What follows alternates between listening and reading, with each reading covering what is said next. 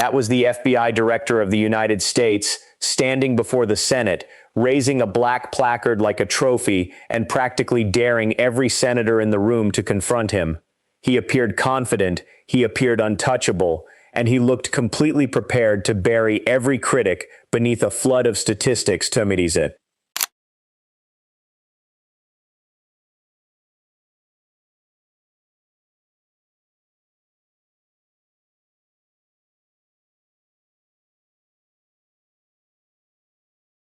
But there was one enormous problem. By the time the cameras stopped, it wasn't the critics who had been crushed. It was Patel himself. Stay with me, because this gets explosive. I'm going to show you exactly how Patel's desperate, ego-fueled attempt to shield himself with a cardboard prop completely blew up in his face under the bright lights of Capitol Hill.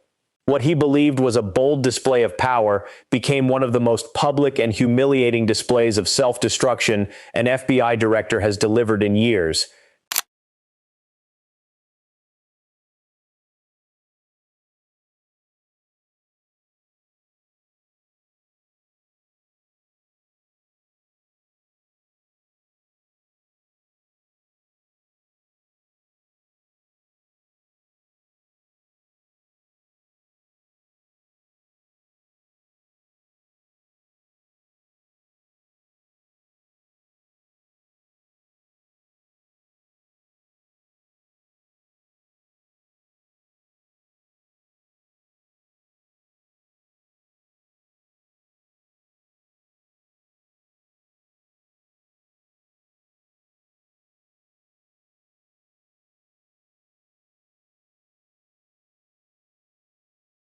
Pay close attention to what he just said.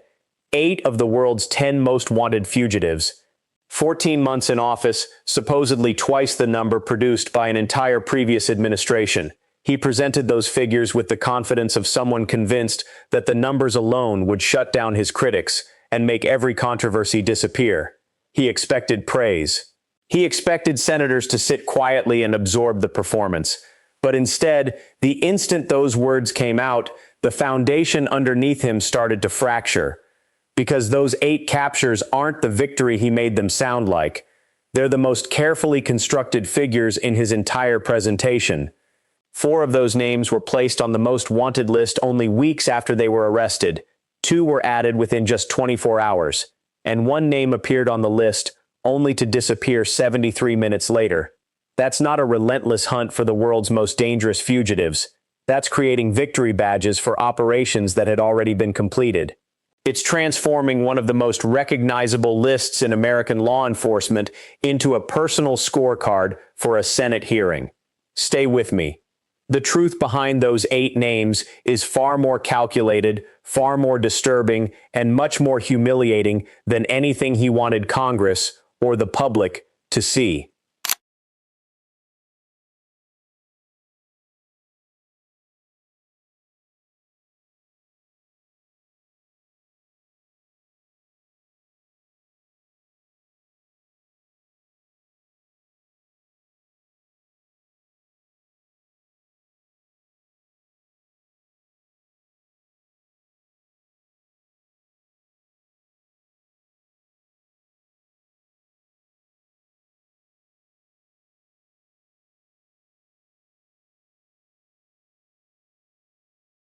Those figures were deliberately inflated, and at the precise moment the investigation was beginning to come together, Kash Patel stepped into that Senate hearing and chose spectacle instead of accountability. He didn't answer the questions. He didn't confront the reports about drinking, the polygraph tests, or the politically motivated firings. Instead, he grabbed a black placard like a performer revealing a trick and presented it as evidence of achievement. That's not leadership. That's someone so afraid of genuine scrutiny that he transformed the United States Senate into his own stage. The FBI director reduced to holding up a piece of cardboard because the actual record couldn't defend him. Stay with me, because that placard was only the beginning. What happens next exposes just how far he was prepared to go to defend a carefully manufactured narrative.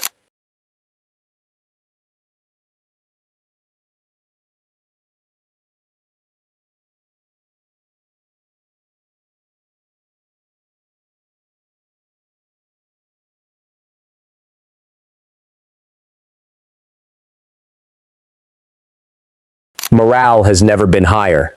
That was the line Kash Patel chose while agents inside the Bureau were already breaking ranks and speaking with reporters.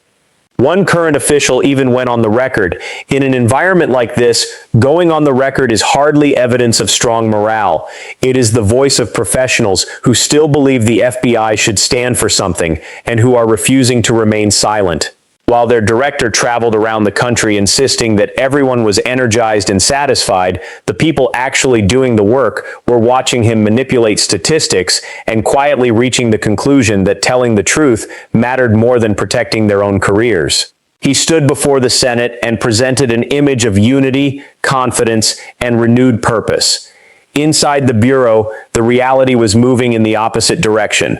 Distrust, frustration, and a growing sense that their own leader was willing to treat the FBI's reputation as expendable. Stay with me, because the divide between what Patel claimed publicly and what his own agents were experiencing is about to become even more obvious.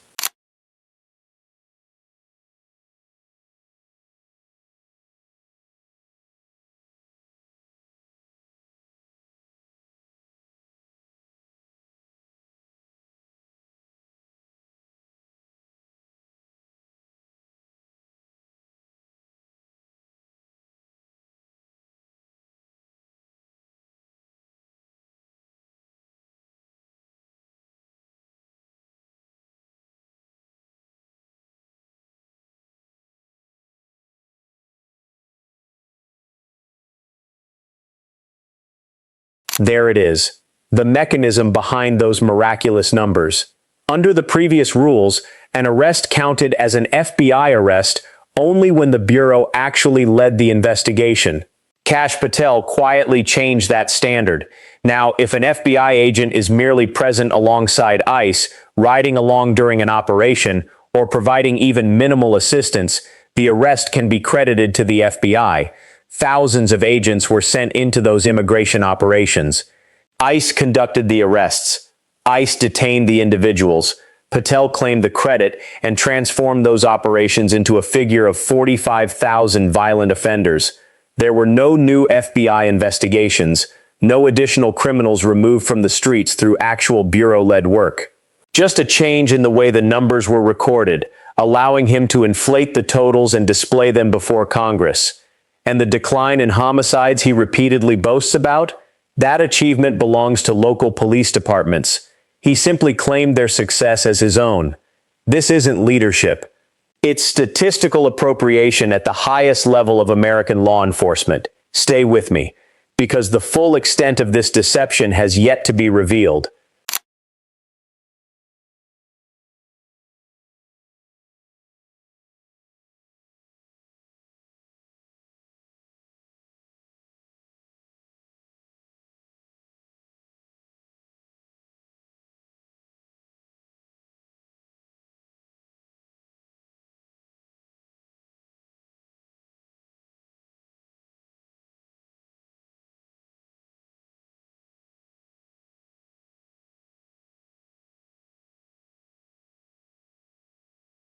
Let's return to that placard one more time, because the most important number in that hearing room was never printed on it.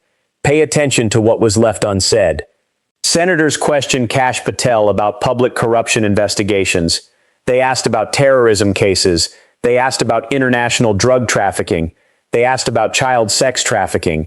These aren't peripheral assignments. They're part of the traditional mission the FBI was built to handle.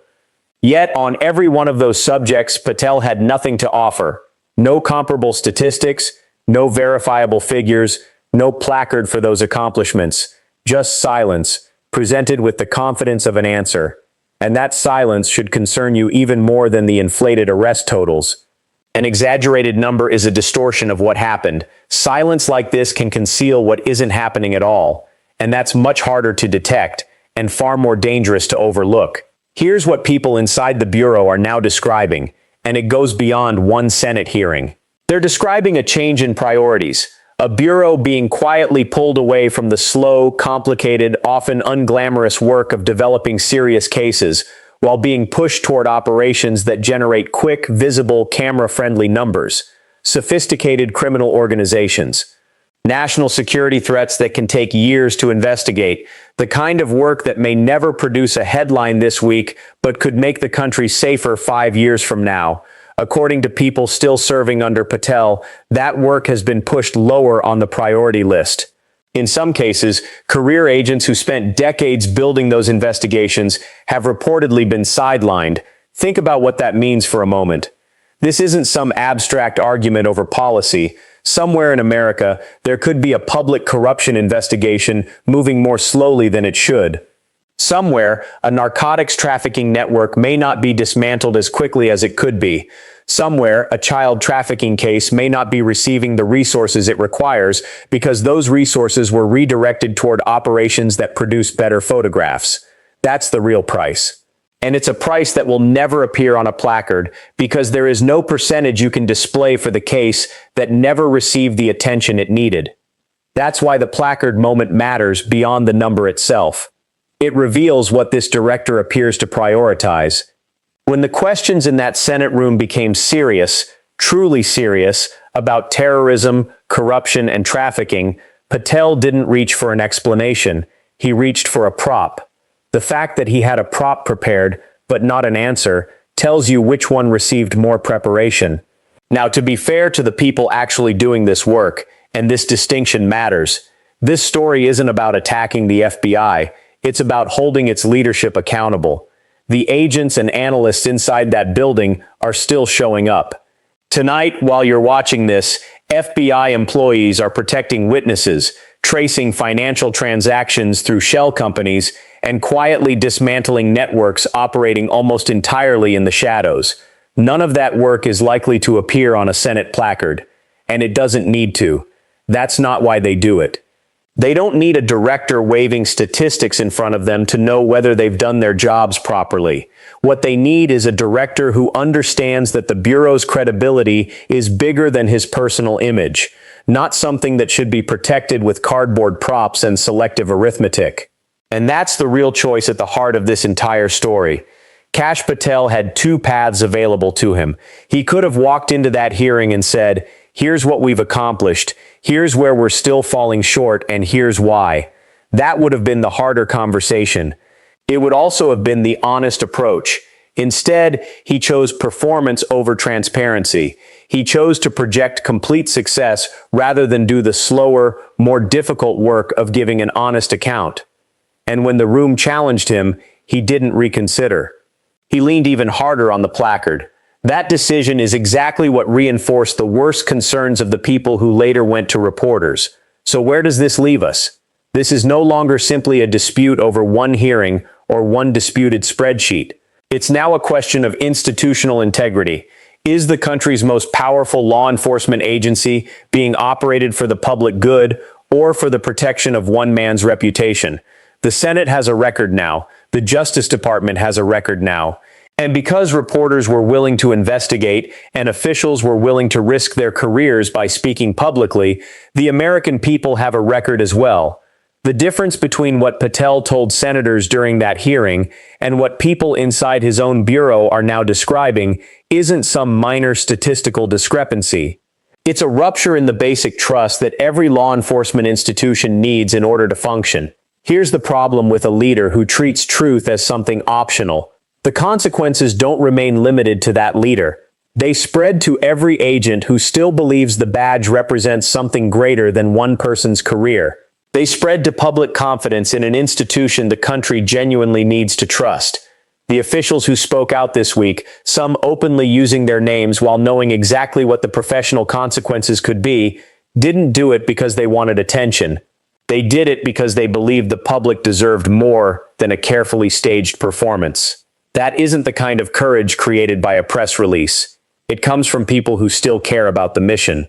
We're going to keep following this story wherever it leads.